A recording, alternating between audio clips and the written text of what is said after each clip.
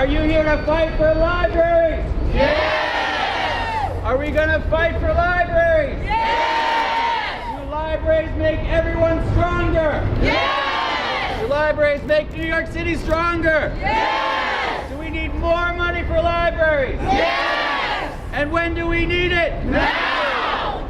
So thank you all for being here and bringing your Tuesday morning sunshine with you. My name is Jimmy Van Bramer, and I'm very, very proud to be the chair of the Committee on Cultural Affairs and Libraries and to be fighting with you for the most democratic of institutions we know in this city and in this country, which is our public library.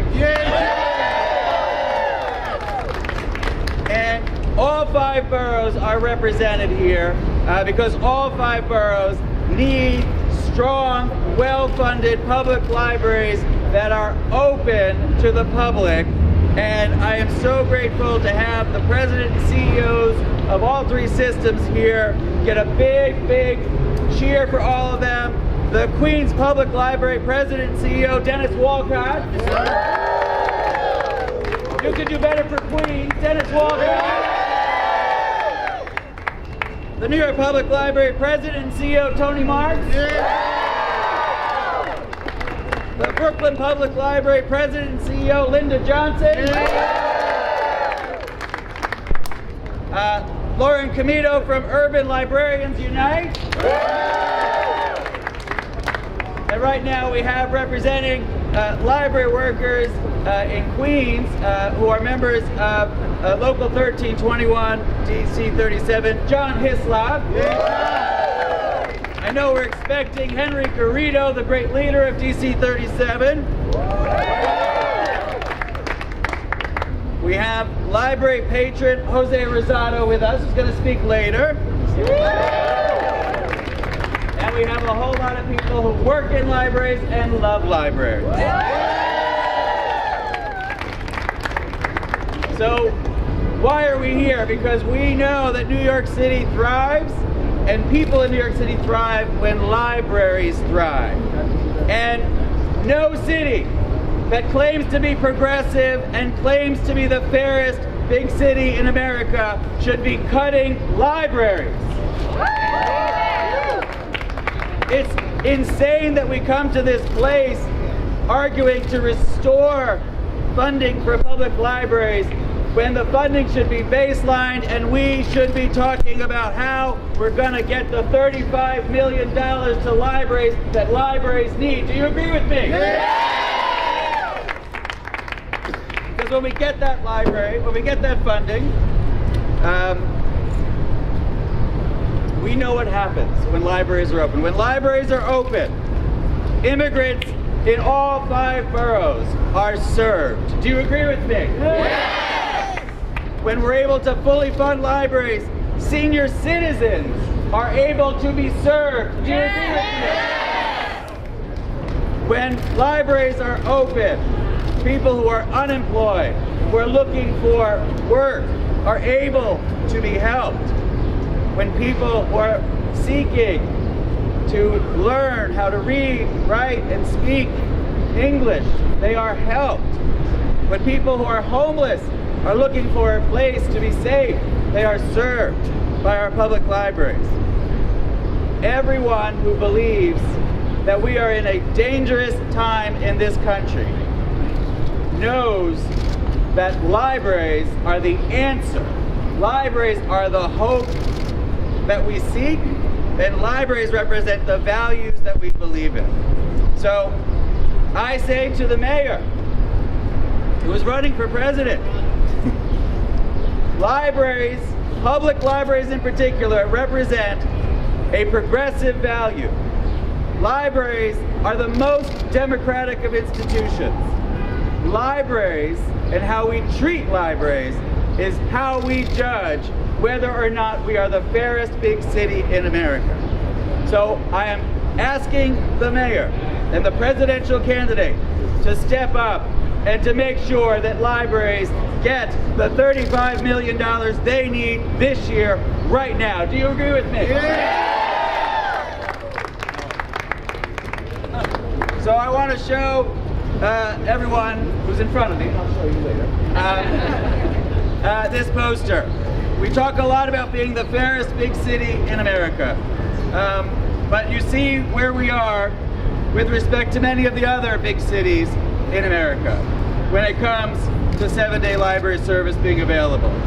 We know that even during the Great Depression, libraries in New York City were open 7 days a week because our leaders understood that in difficult times, in trying times, it's more important than ever to have libraries open 7 days a week.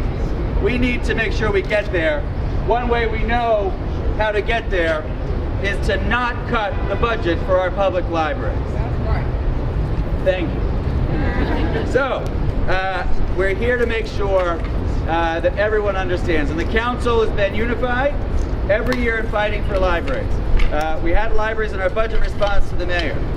Sadly, the administration seems to have doubled down on keeping libraries where they are at.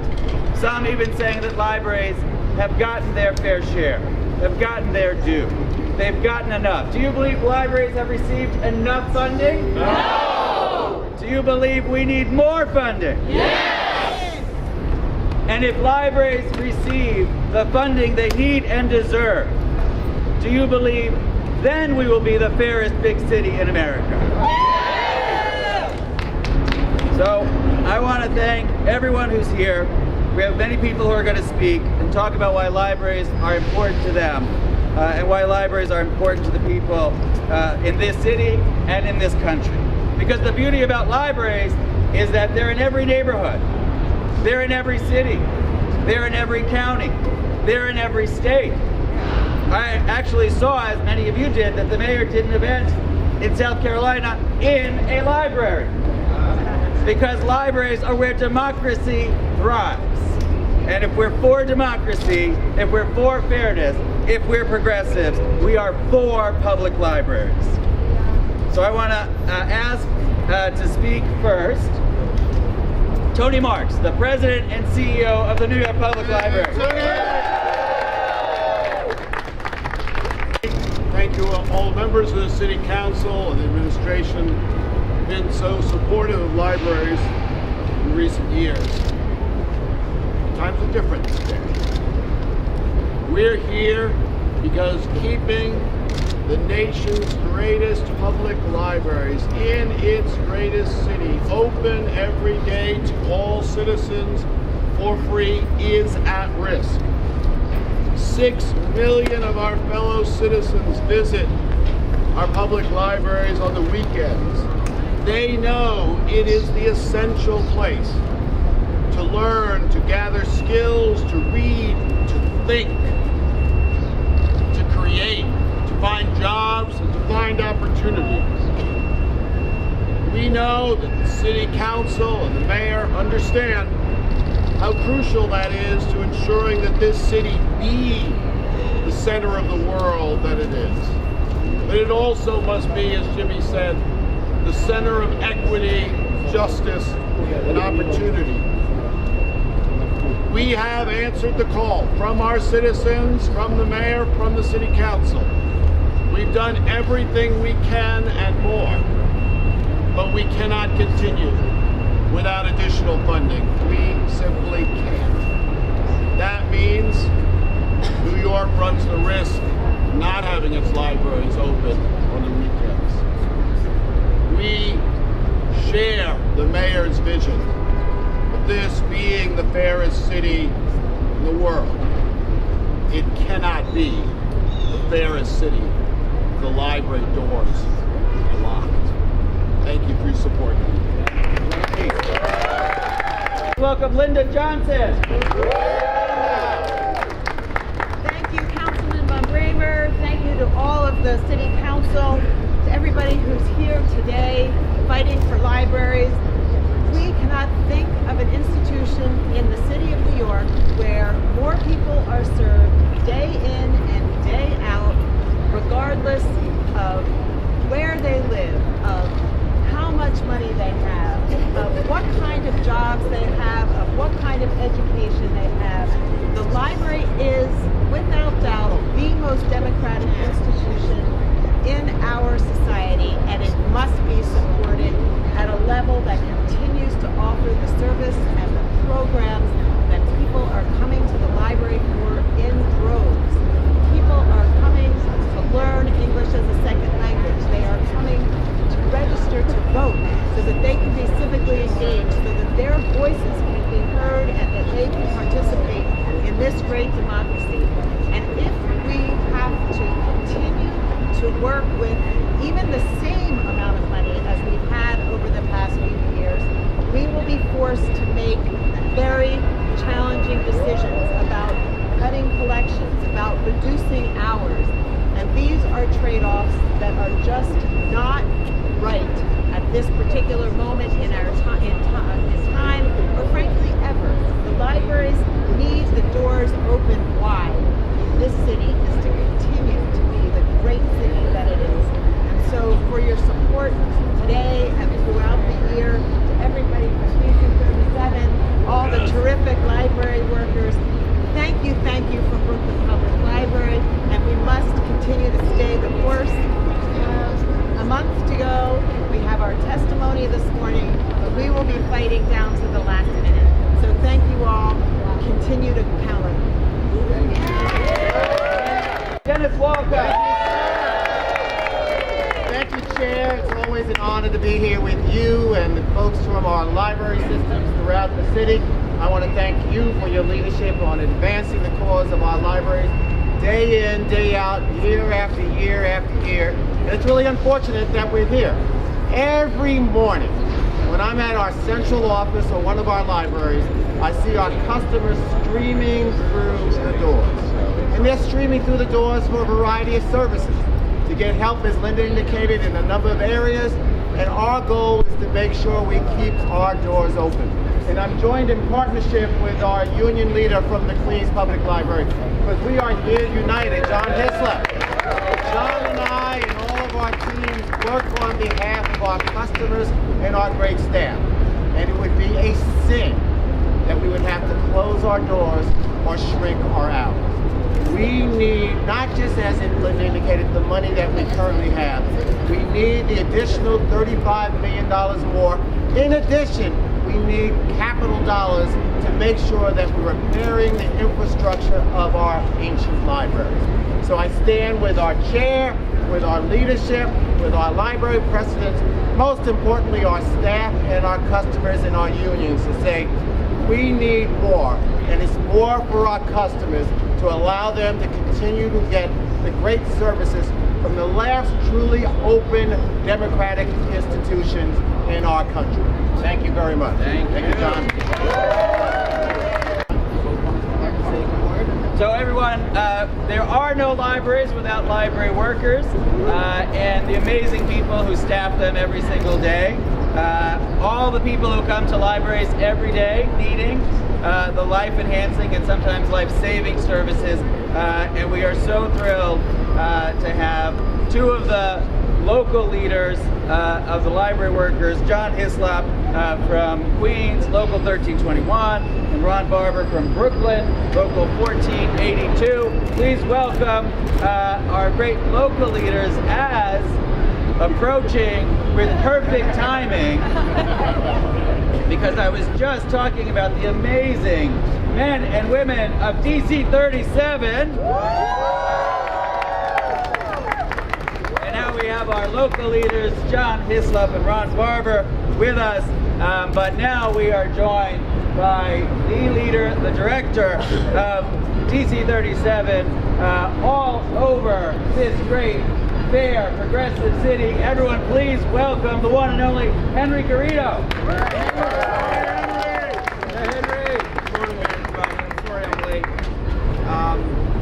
So, a few years ago, we all met right here, Stephen C. Hall, looking for baseline of funding for public libraries, with the understanding that this idea that we always go through the same methodology of work is being cut, of budgets being reduced, of services being demised and threatened, did not work.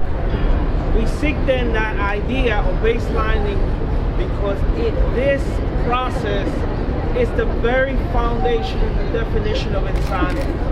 We keep doing the same thing over and over again. We keep trying to avoid this budget dance with the city council, the city mayor threaten to cut funding, and then somehow, some way, we get a little bit of the funding for public libraries that we need. Well, we're here to say enough is enough. We are tired of this dance. We are tired of this idea that the public libraries always have to be at ransom. That we are here to say to the mayor, to the city council, to the members of the elected public, libraries are important. Libraries are critical. We talk about education all the time as we're joined by a great speaker here. We need to make sure that the libraries are funded, are properly resourced, so that the men and women that are here responsible for maintaining the libraries don't have to go to the fear every year of having to be cut as part of this budget dance. Representing over 125,000 city workers, who are, most of them live in this city. They're taxpayers, they're members of the constituency. We demand fair funding for our libraries now.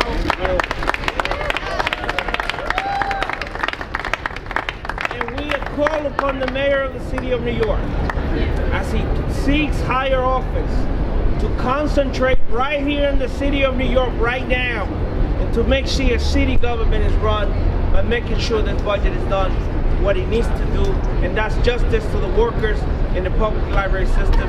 Thank you very much, everybody. Thank you. Labor leaders in this city like Henry Garrido, and we are very fortunate to have a speaker of the New York City Council who gets it, who understands that to be a progressive, you need to support public libraries. I am so grateful that he's here. Everyone, please welcome the Speaker of the New York City Council, Corey Johnson.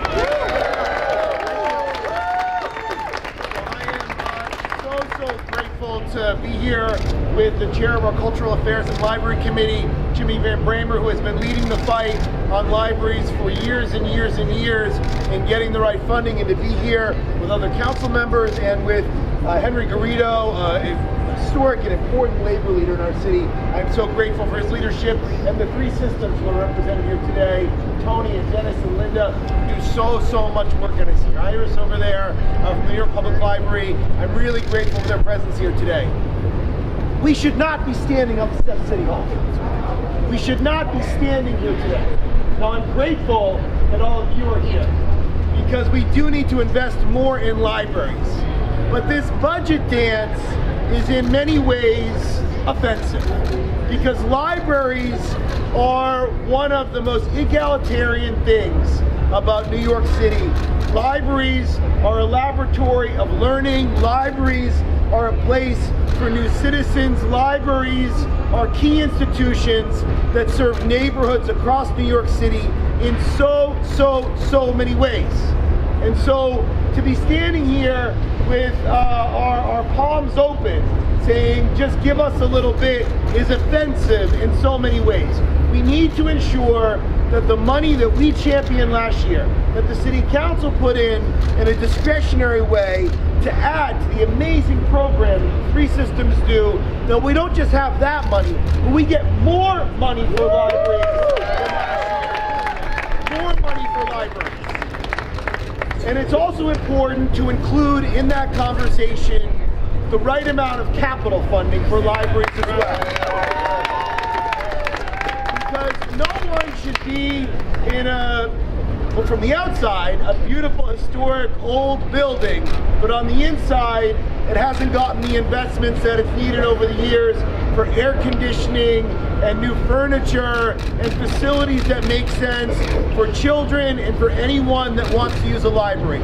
So the real message is, quit playing games on sanitation pickup. Quit playing games on libraries. Quit playing games on summer youth employment jobs. Let's fund these programs that New Yorkers care about and that affect our city every single day. We, the City Council, stand united with the three systems that do so much. We can't even thank them. They do so much every single day. And with all of you who fight for our libraries, libraries will be at the top of our agenda over the next 4 weeks.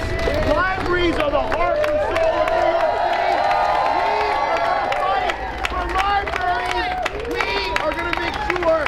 libraries are taken care of, and we get more money. Thank you all very, very much.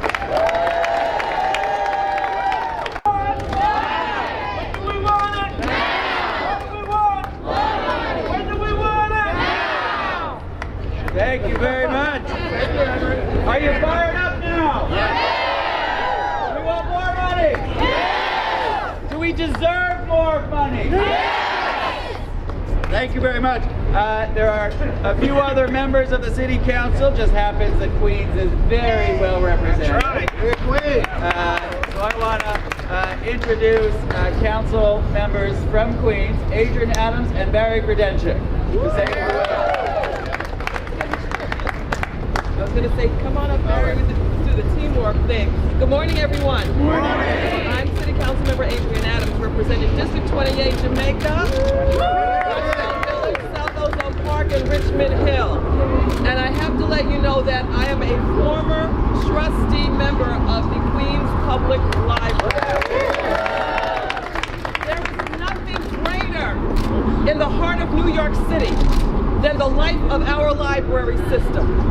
It is incumbent upon this administration to ensure that our library system continues to be fortified, not minimally, but maximally. So we have to make sure that we are doing our due diligence, keeping the pressure on this administration, because we don't understand what the word cut means. We don't understand what the word lessen means when it comes to our libraries, when it comes to the strength of our citizens, our young, our old, and all of us in between. We have to make sure that our libraries are preserved, that they are ramped up, and that they are ready for the next generation and generation after that and after that and after that. We promise that we will continue to do our part by our libraries to make sure that this institution is the greatest institution in the world. Amen. Thank you, Jimmy, for leading us this morning, as you always do. It's a shame that we have to be here today. I have the honor of representing Eastern Queens in the New York City Council. I have 7 libraries, and somewhere back there is Dennis Walcott, who manages to get to each and every one every single day. Actually, right behind you. Good to see you, Dennis, as always. This is really a travesty of New York City government. You look around, this is the wealthiest city on the planet. And we should not have to be here to beg, to borrow, to do whatever is necessary to keep our libraries funded. I'm a card-carrying member of the Queens Library, as is, I'm sure, Jimmy and Adrian and most of my colleagues in the New York City Council. This has got to stop, and it's got to stop now. The mayor has got to come to his senses. Our libraries are bedrocks of our community, and we are going to do everything that is necessary to ensure that when we pass the budget in a few weeks, our libraries are not only untouched, but they are enhanced. Thank you all for being here. Councilwoman Adams served on the board of the Queens Library for many years. I worked for the Queens Library for many years. The answer is elect more people who work in libraries.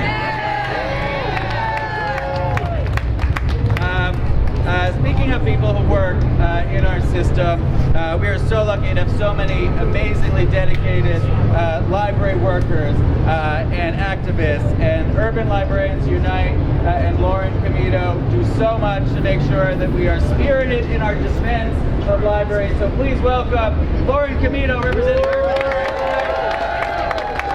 Unite. Somebody really told you that libraries have their fair share of funding. He said that. All right, so let's start there. What is the fair share of funding for democracy? What is the fair share of funding for a child picking up their first book and learning how to read? What is the fair share of funding for your neighbor to be able to walk into a library having never typed up a resume before and find someone who can sit and help them do that? Yeah. What is the fair share of funding for the help that these people give our neighbors and our community every single day? Yeah. Fair share my rear end.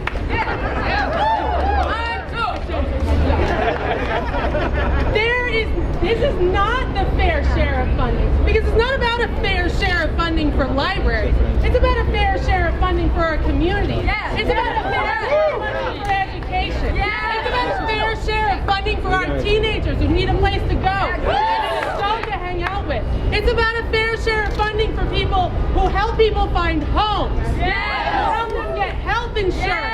It's about a fair share of funding for equal access to information for every single person who lives in this city. When we talk about a fair share of funding, that's not a cut. That's that $35 million. That's that $35 million to add more access for the people who are cut off from the information they need to live their lives. So when we say we want our fair share, Mr. Mayor, it is not a cut. It is $35 million to keep our neighborhoods whole. And thank you all for everything you do every day to make that happen.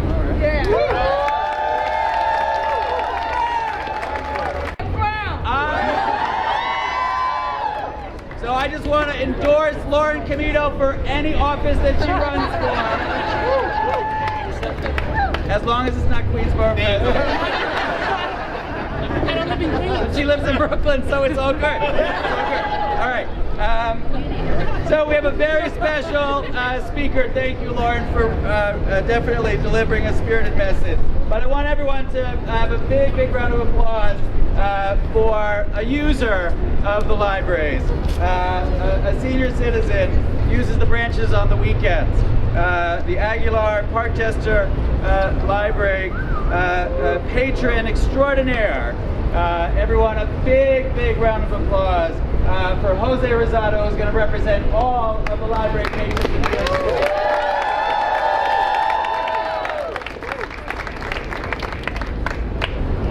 Good morning, everyone. Thank you for coming out today in support of the New York Public Libraries. My name is Jose Rosado Jr. I was born in Manhattan, in Harlem Hospital, raised in the Bronx. I used the public library system for over 62 years and counting. To give you some reference, when I first went to public libraries, I had to use Dewey's system to look up for catalogs and numbers of books on index cards. Nothing digital. Didn't exist then. I found specific books that I was looking for. Nowadays, things are a lot more simple, and you can find a book with a click of a button. I have two children I used to take to the library every day after school. Now they have grown up and have successful careers. I attribute part of their success due to the ability to access endless resources at the New York City Public Library. Today, I have a 3-year-old, Bianca, I take to the library 3 to 4 times a week. Storytelling, arts and crafts, foreign languages, classes, and many more things. She also has made new friends all over the world. All this from the library. The public library is a place where you can meet members of the community from different walks of life, engage in conversation on all different topics, from politics to lifestyle, and share our diverse thoughts and perspectives. The staff at the libraries are hard-working, dedicated, and extremely knowledgeable. They are there to assist communities, especially senior citizens like myself. I learned how to use the computer and email at the public library. People are the city's most valuable assets. The library allows people opportunities to learn and grow more and to be better, productive people. To take away funding from the library would take away from people and doing a disservice to our city. Before I leave, I want to thank Christy of Chatham Square branch and Sarah Aguilar branch. Thank you for your kindness and patience and for all the help of my journey in learning and understanding the the world. Technology is the world. And thank you for sharing your wisdom and intelligence with myself and the rest of the community. And the libraries definitely need to be open on Sundays. I myself use it because I work long hours all week long, and there are many other people in the library. I use Rochester branch and the Porter Library on Sundays. You just go there, you will see how many people are there with all ages, ethnic groups. So thank you again for coming out and supporting our library.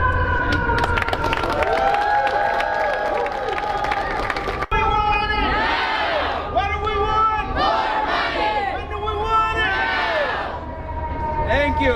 Another big round of applause for Jose Rosado Jr. Great job. So I want to thank everyone who came out today to fight for libraries, and just say once again to the mayor, I believe very firmly that Iowa loves libraries, South Carolina loves libraries, Las Vegas loves libraries, New Hampshire loves libraries, every state loves libraries, but most importantly, New York City loves its library. And we are, and should always be, the fairest big city in America, and the most progressive big city in America. But that only happens when you treat libraries right. That only happens when you fund libraries, when you respect library workers, and by respecting libraries and library workers, you're respecting the people of the city. Exactly. I love fighting with you. Let's go inside the City Hall and speak the truth to power that needs to be spoken. But first, we're going to take some questions from the media. Hi. Yes. Could you just explain, some of this campaign has talked about budget cuts. You're talking about how you kind of need more money to stay whole, but the actual amount of money being proposed by the mayor is actually a little more than last year. Are you saying that the discretionary funds that you put in through the council should have been baselined? But I just wonder where those cut numbers come from. Yes, so the libraries are not looking at an increase. So last year at budget, the city council put in $8 million, our own discretionary funding, because we believe in libraries so very much. The administration should have done that, but we did it as a sign of our support for libraries.